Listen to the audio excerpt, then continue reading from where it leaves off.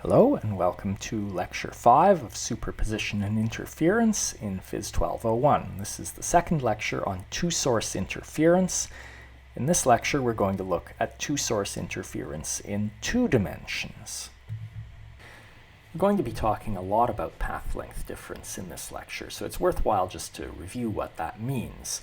Whenever we have waves arriving at some location by two different paths, then those two paths will have different lengths. And the path length difference is nothing more than the difference between those two lengths. And it's useful because it lets us figure out whether the waves are arriving crest by one path at the same time as crest by the other path, or crests by one path at the same time as troughs by the other path. And so this lets us figure out whether the interference there is constructive or destructive. And we've seen two ways that this can happen. So this is two different ways to have a path length difference, or in other words, two different ways to have interference happening.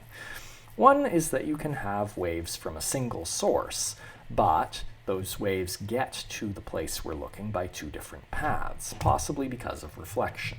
So the case we've looked at is a standing wave where you have an end of the medium, and so waves get to any location by a direct path, but also by a reflected path. And we know this gives us a standing wave, and we can use the path length difference to figure out whether B is a node or an antinode. But we've also seen the case where you have two sources, and so now there are paths from those two sources to any point, and looking at the difference in path length lets you figure out what's going on that path. So in this lecture we're looking at two-dimensional cases, and more specifically we're only going to look at the two-source case. We're not going to look at anything else with reflections. Those actually get very complicated in two dimensions. So we're going to stick to two-source interference in two dimensions. I'm going to further simplify things. We're only going to look at sources that have the same frequency and the same amplitude.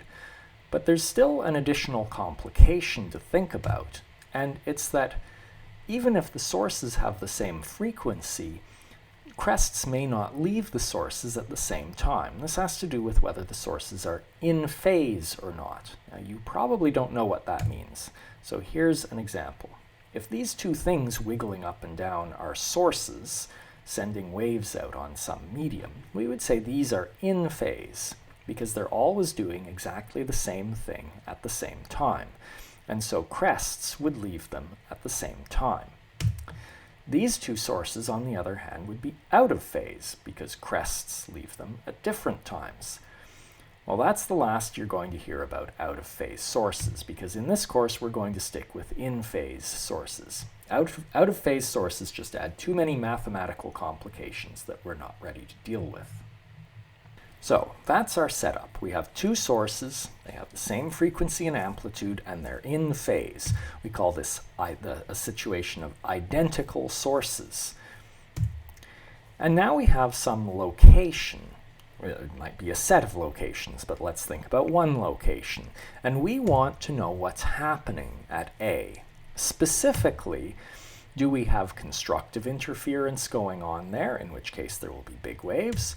Or do we have destructive interference going on there, in which case there will be small waves or perhaps even no waves at all? And we actually already know how to figure this out, because we're going to do it in exactly the same way we've already done. We're going to measure the lengths of the two paths that waves take to get from these two sources to the place we're looking. We're going to calculate a path length difference, delta r, and then we're going to compare it with the wavelength. And if the path length difference is an integer number of wavelengths, that tells us crests will arrive with crests and we'll get constructive interference. But if it's a half integer number of wavelengths, that'll result in destructive interference. So let's work an example here. Alice and Bob have set up two speakers. So that's what I'm calling the sources. They're speakers. And they are using these speakers to listen to some really, really, really boring music, because it's a steady tone at 171 hertz. I don't know, maybe this is a meditative exercise or something. So we have two sources, and that means there's the possibility for interference. And so let's look at what happens. I'm going to start with Bob. When I've set Bob up, he is on this middle line between the sources. And so we need to look at the path length difference at Bob's location. Well, so one path to Bob is here. And so I'll call that one R1 because it's the path length from source 1. And then similarly, there's another path length here, which I'll call R2. And we don't really need to do any calculation because we can look at that and say that Bob is the same distance from both sources. And so at Bob's location, there is a path length difference, delta RB, for Bob's path length difference. So, and the path length difference at Bob's location is 0. Okay, well, it doesn't matter what the wavelength is. 0 is an integer multiple of the wavelength. And so that means that at Bob's location, it's going to be loud because we have constructive interference, integer multiple of path lengths. Now let's look at Alice's location. So I'm going to get rid of these path lengths for Bob. All right, so at Alice's location, we'd better pay a little bit closer attention because the path lengths are not going to be the same. The distance to Alice from source 1 is already indicated here. And so I'm just going to say there's R1, it's 4 meters. The other path to Alice is this straight line path from source 2. And if you've been paying attention, you see I've been sneaky and have made things easy for us because this is a 3, 4, 5 triangle. All right, so that means we can easily get the path length difference at Alice's location. Delta RA is just, I'll say R2 minus R1, so it comes out positive, so it's just 5 meters minus 4 meters, and that's a meter. Okay. Well, that doesn't tell us anything yet other than that the path length difference is non-zero. To know anything about what Alice hears, we now have to compare this with the wavelength. Well, I haven't given the wavelength, but I've given the frequency.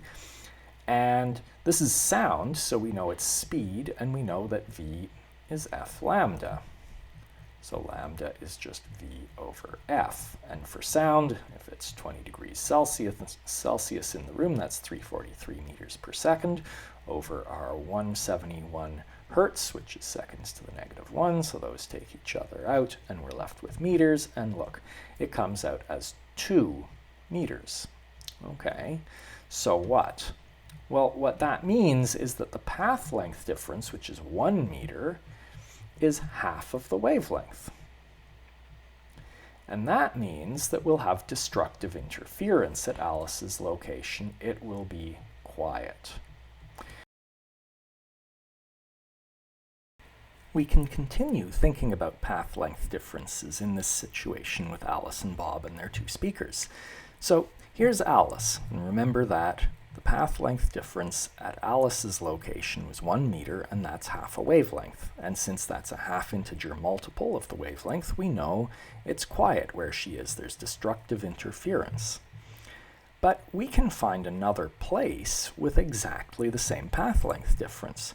Right here, at this place that I'm calling C. So I guess this is their friend Carl or something.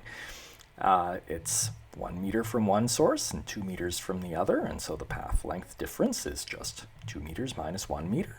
So the path length difference there is exactly the same as at Alice's location, and so it's a half of lambda. But in fact, it isn't just those 2 points. Think about it. Anywhere along a curve like this. In class, we'll talk about what kind of curve this is. It's a very special curve. But anywhere on this curve, the path length difference will be the same, half lambda. And so everywhere along here, it's quiet. There's destructive interference. And so because it's sort of like the location on an object with a standing wave on it that's quiet, it's called a nodal curve. Now let's look at Bob. So here's Bob, and he's the same distance away from both sources. And so delta R is 0 there, and it's loud because there's constructive interference.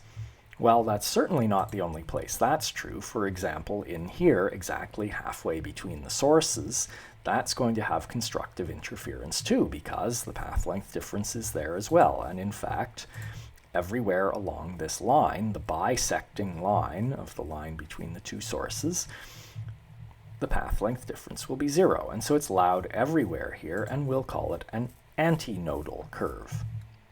We can understand more about these nodal and anti-nodal curves by looking at a diagram of fronts like this. So this is a new situation. It's different from Alice and Bob. I've changed the distance between the sources. There are two wavelengths between the sources, and it's most convenient just to work in wavelengths.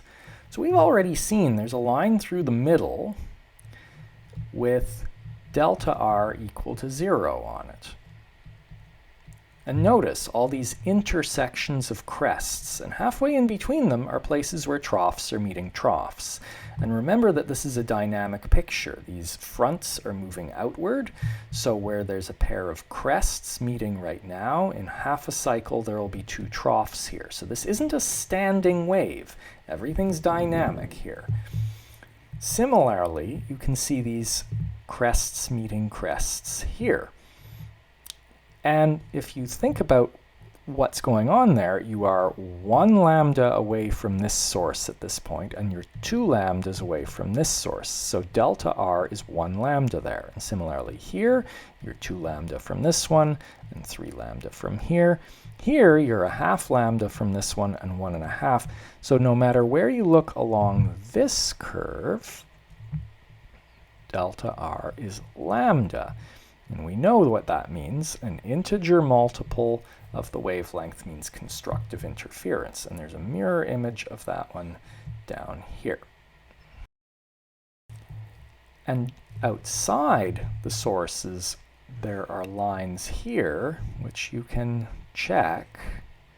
The path length difference everywhere on those lines is always the same as the distance between the sources. We've actually seen that in an earlier lecture. And then there are nodal curves. There's a crest on top of a trough, there's a crest on top of a trough, there's a crest on top of a trough, there's a nodal line or curve out through here. And you can check the path length difference on it. For example, here, you're 1.5 lambda from this one, and you are 2 lambda from this one, and so delta r is lambda over 2 everywhere on that curve, and it has a mirror image down here. And similarly, there are delta r equals 3/2 lambda curves roughly here. And so these ones I've drawn in blue are nodal curves where there is no wave action or very little wave action. There's destructive interference on them, and the yellow anti-nodal curves have constructive interference on them. Just going to finish the unit by pointing you at a very important idea that we'll look at later. Here are some water waves passing between two islands, and you can see how the water waves make circular fronts on the far side. And this happens whenever waves pass through a gap in a barrier. They tend to spread out in circular fronts on the far side. So in other words, the gap acts just like a point source. Now it only does this if the gap isn't too much larger than the wavelength. This phenomenon is called diffraction. Don't mix it up with refraction, that's something else. This leads to a really important experimental technique. A pair of slits will act like a pair of point sources, and so they'll give you a two-source interference pattern. Here's one, and you can see right here this line of crests and troughs is an antinodal line. Here this sort of fuzzy gray bit has nothing going on. That's a nodal curve. And the ability to make something diffract and interfere is a defining feature of waves. So there are all these invisible waves, like light and sound. You might argue with light being invisible, but you can't tell it's a wave just by looking at it. But the fact that we can make them diffract and interfere is how we know that they are waves.